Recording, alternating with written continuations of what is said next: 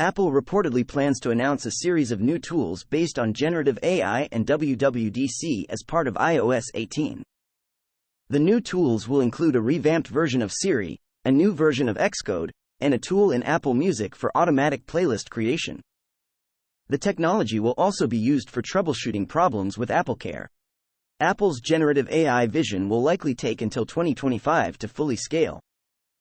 Alphabet's Isomorphic's latest deal will add significant weight to Google DeepMind's AlphaFold AI tech, which predicts protein structures to enable potentially faster target discovery and compound construction. The deals involve identifying small molecule therapies for use against undisclosed targets. The announcements are the first to emerge from the J.P. Morgan Healthcare Conference.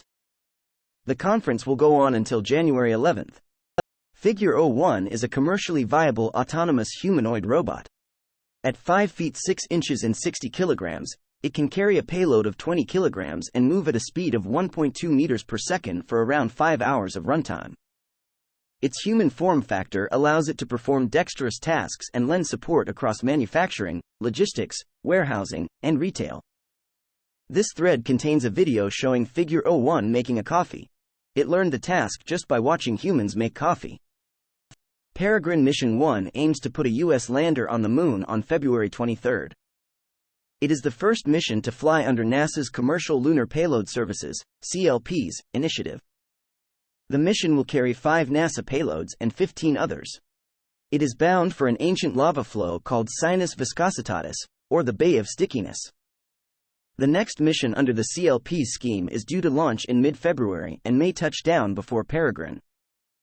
One of Carta's customers revealed last week that the fintech platform is doing cold outreach to the customer's angel investors about selling its shares to their buyers. Many web developers have ideas about browsers and the web that can be a bit dubious. For example, they assume that web browser engineers, web developers, and the people who make web specifications know the web really well.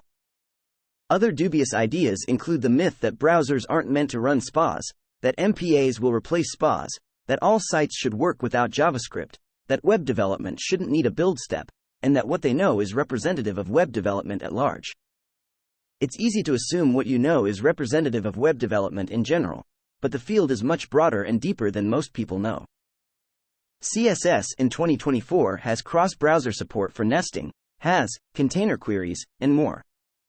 There are now many frameworks and compilers that help optimize CSS loading performance and powerful and fast new CSS tools. This post is a collection of notes and thoughts about the CSS ecosystem. It covers the many changes and provides recommendations for helpful tools. CES 2024 is a show for just about any kind of tech. The event will deliver more tech news than any other event this year.